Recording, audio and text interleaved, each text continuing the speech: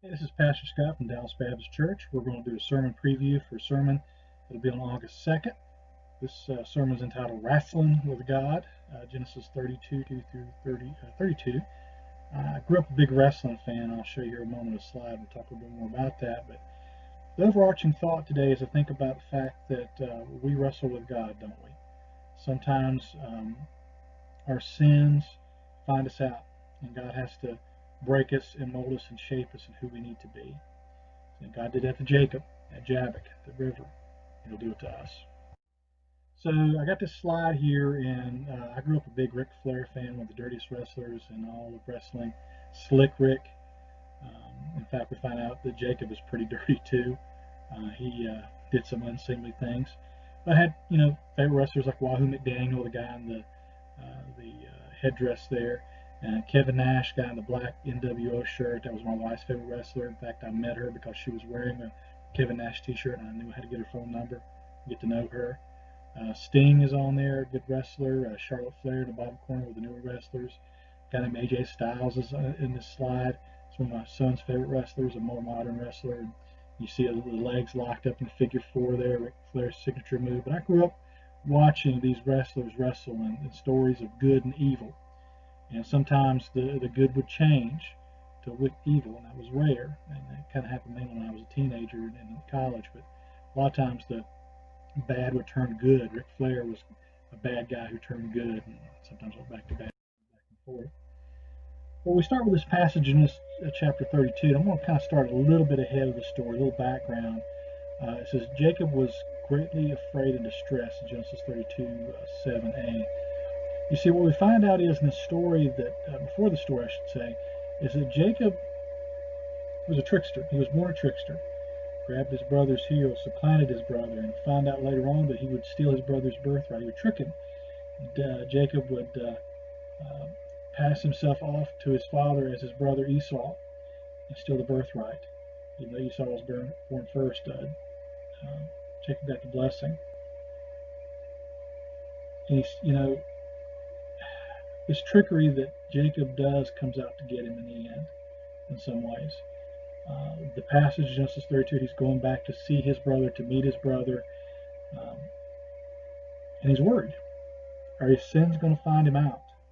20 plus years later, he goes back to meet his brother. How's his brother going to proceed? Is his brother going to want to kill him? Is his brother going to welcome him back in open arms? Well, I mean, Jacob's done some pretty unseemly things to his brother, so he's afraid his brother's going to kill him. He's afraid. He's distressed. His return home is not the best thing. He's fearing the worst.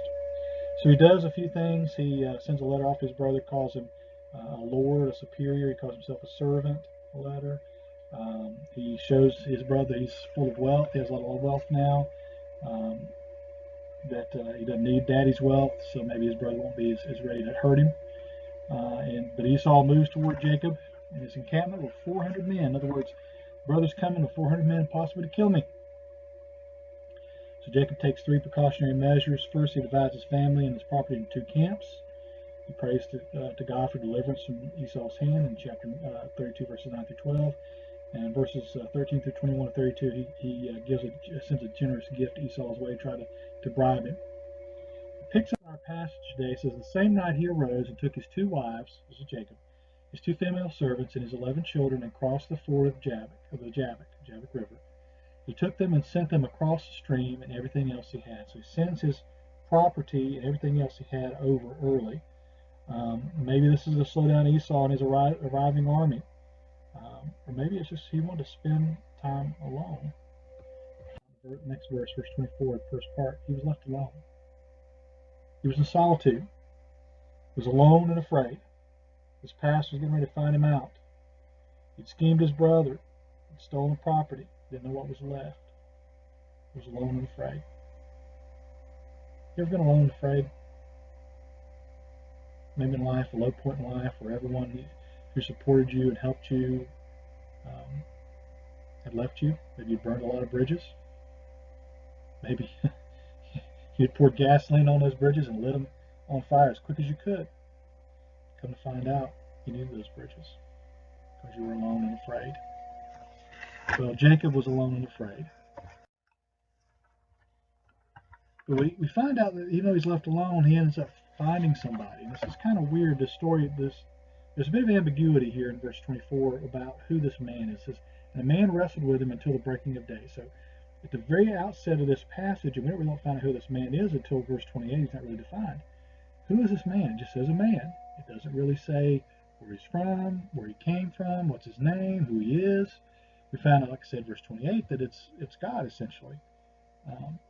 In fact, even this passage, verses 25 and 4, 25, and so on and so forth, the he's are interspersed. We don't know who's who sometimes. Who did this? Who did that? There's a little bit of ambiguity, especially in Hebrew now. The English translation smooths it out. In fact, ESV sometimes substitute man where it should be for he in these places, and Jacob for he to unmuddy the waters. But the Hebrew text is really ambiguous, so because we're thrown into a kind of a what's going on aspect. It says, a man wrestled with him until the breaking of day. When the man saw that he did not prevail against Jacob, he touched his hip socket, and Jacob's hip was put out of joint as he wrestled with him. You see, Jacob is wrestling with his past. He's wrestling with God, find out, but he's wrestling with his past. You see, the struggle is, its outcome are highly ambiguous in some ways. We don't know who Jacob's opponent is at first. It seems that it maybe, in some ways, this is kind of metaphorical of who he's wrestling against. Jacob was wrestling against his brother Esau. He's wrestling against what he had done to his brother, that cheated him out of his birthright. Even from his womb, he wrestled with his brother. This wrestling match echoes back to how Jacob tricked his dad, Isaac. Maybe he's wrestling with his dad, the past of his dad. Maybe even this strange man in some ways represents the fact that Jacob was wrestling with his past with his father-in-law Laban, who tricked him into marrying the wrong girl. Literally, he's wrestling with God. But he's wrestling with all the past sins that have come back to bite him. All the past sins that are weighing on him. They're pulling him down. Do you wrestle with your past? Are there sins that you haven't given over to God? Are there sins that you still hold that hurt you? Maybe you feel like God has wronged you. Maybe you're wrestling with that. Maybe you're wrestling with holding a grudge. Maybe you have sinned but live a riotous life, as describes the prodigal son. Maybe you need to come to God because you're wrestling. God's Spirit's getting a hold of you and start to convict you. Maybe you need to wrestle with God. 26, 27 says, then he said, let me go, for the day has broken. But Jacob said, I will not unless you bless me. The trickster still wants his trick, right? He wants something out of it for him. And when he said to him, what is your name? So this being, this man asked him, what's your name? And Jacob says, well, Jacob. Now his name, Jacob's name implies deceit and sly, trickery, trickster. Names mean things, like Abraham's name is the father of nations or peoples. Jacob's name means something. Trickster. Shows a bit of his character. But the being, verse 28, changes his name. It says, then he said, your name shall no longer be Jacob, but Israel, for you have striven with God and with men, and have prevailed. Jacob asked him, please tell me your name, but he said, why is it you ask my name? And there he blessed him.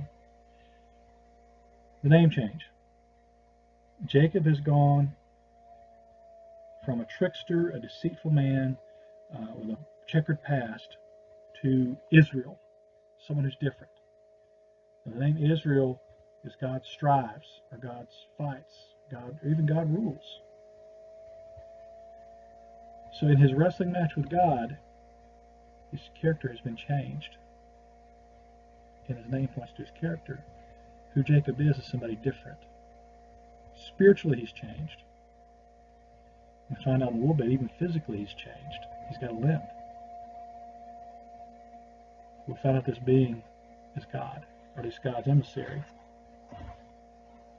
He's wrestled with God. He's seen God face to face. So Jacob called the name Peniel for saying, I have seen God face to face. He's been in the presence of God. He's lived. My life has been delivered. The sun rose up upon him as he passed Peniel, limping because of his hip. Therefore, to this day, the people of Israel do not eat the sinew of the thigh that is on the hip socket, because touch the socket of Jacob's hip on the sinew of the thigh. So Jacob was spiritually changed and physically changed by his encounter with God. He wasn't the same man anymore. Whenever we encounter God, we're changed. Our past may weigh heavy upon us, but through God's working in our life, the Holy Spirit convicting us and guiding us, we're changed. We're different people than who we are. Our past can be left behind. The problem is, sometimes we need to let our past hurts go. And I found this off of Psych Central, the website, and I think whether the science behind it is necessarily true or not, I think it's pretty good points to think about and ponder. I think they're pretty true. Make the decision to let your past hurts go. Jacob was holding on to that past. He was holding on. He was afraid what his brother might do to him. You need to let it go. Express your pain and your responsibility is the second point there. Express your pain. Tell people that you're hurting. Don't just, the emotion we hold in, the anger, the apprehension, that sometimes can hurt us. It gnaws on us a little bit. But notice that it says express your pain, but also any responsibility. We have to admit we're wrong. We have to admit that we're responsible for the hurt. Well, Jacob was very responsible for the hurt. He calls his father, his brother, even his father-in-law, even though his father-in-law tricked him. Third point, stop being the victim and blaming others. This is a disease in our society. Even the highest politicians in our land blame others and don't take responsibility. I believe it was Truman that said the buck stops here. We need to make sure we're responsible for our own actions. I see it in my boys, brother did it, or brother made me do it, or brother did this to me, it's his fault. No, it's your own fault. Fourth point, focus on the present, the here and now, and the joy. Sometimes we let the past eat us up and focus where we are now. We can't change the past. We can make things right presently where we are, despite our past. And that last point there, the fifth point, forgive them and yourself. Forgive them for those that hurt you. Forgive yourself for hurting others. The Spirit gets a hold of us. The Spirit wrestles with us. God gets a hold of us. We're wrestling with God a lot of times. Let's give in to God.